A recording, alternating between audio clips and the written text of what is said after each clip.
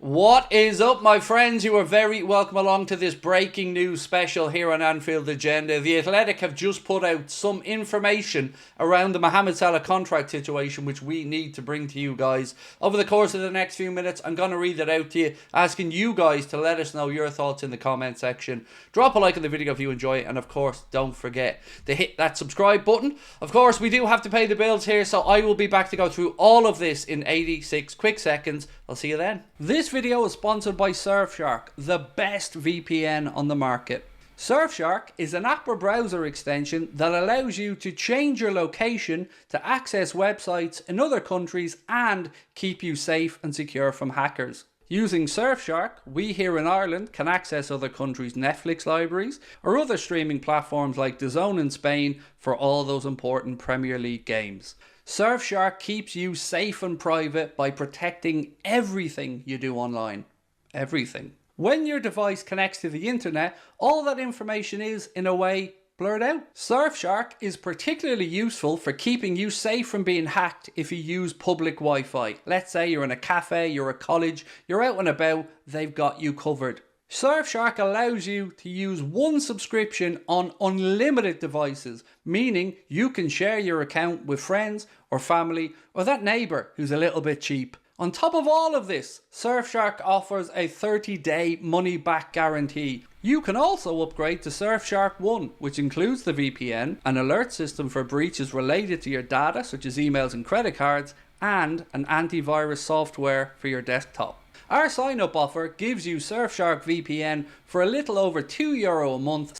Right, my friends, as promised, we are back and let's get straight into it. So the breaking news coming from The Athletic is that Mohamed Salah would accept a one-year contract extension at Liverpool, but is growing increasingly exasperated at the club's handling of negotiations. So, as you can see, the frustration levels there are growing with Mo. And look, I don't blame him. I know there's an impasse on numbers, but again, how long are we going to let this drag out for? There's lots more though, so I'm going to keep reading it out. Of course, let us know in the comments what you're thinking.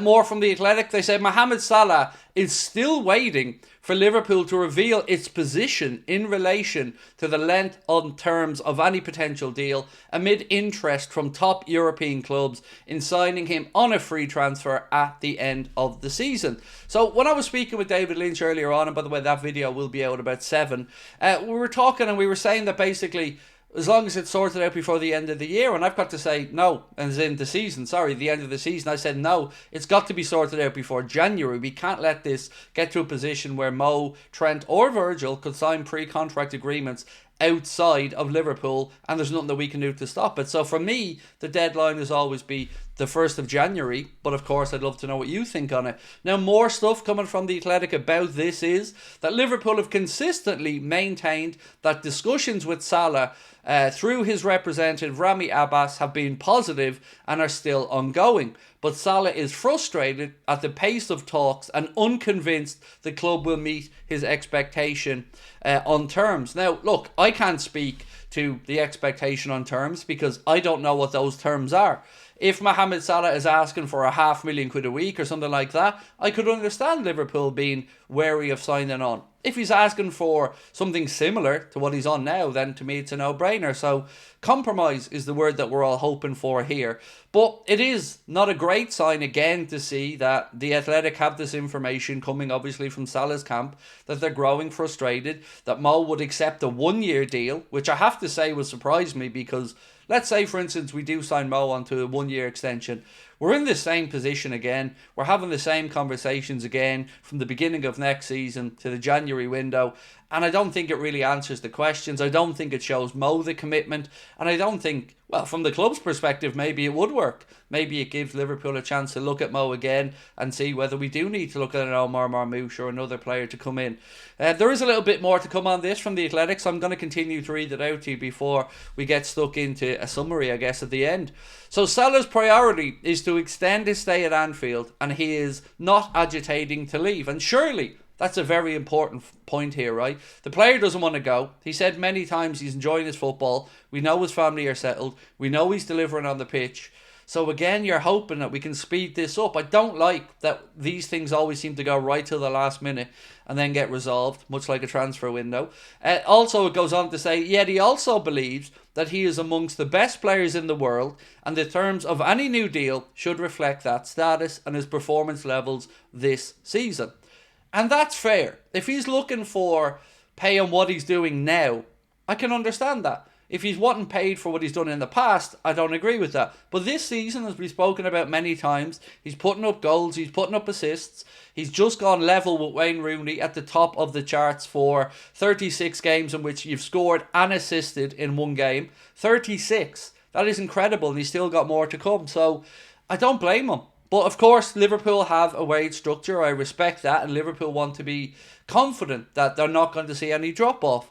But I don't know what more he can do in this scenario. You know, he is performing at the highest level, like we've said. So one final bit from The Athletic on this is, Salah believes he is approaching his peak and will maintain his levels. He is desperate to win the Premier League and Champions League with Liverpool this season. Now, I disagree with Mo on this one.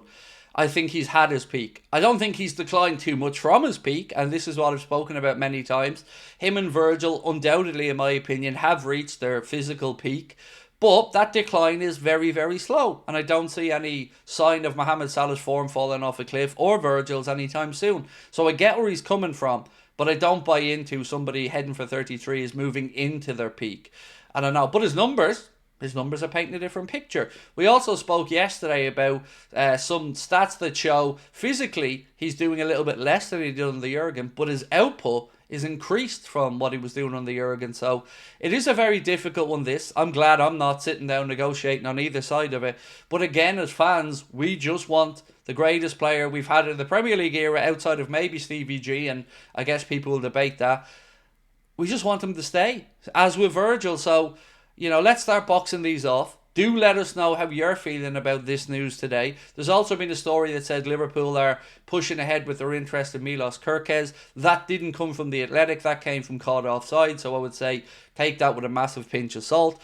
But for me, again, I love Mo, same as everybody else. Yes, I've questioned him in the past at times like I would any other player. But ultimately, he is here. He's in supreme condition. He is delivering. And like he said there in the last part of that Athletic part, he wants to win the Premier League and the Champions League. He doesn't like us being mentioned as underdogs. I love all of this. I love that type of mentality. So yeah, let's get the man tied down. Let me know your thoughts in the comment section. How do you feel about this? What you think numerically maybe from all with regards to contract length and of course to wages.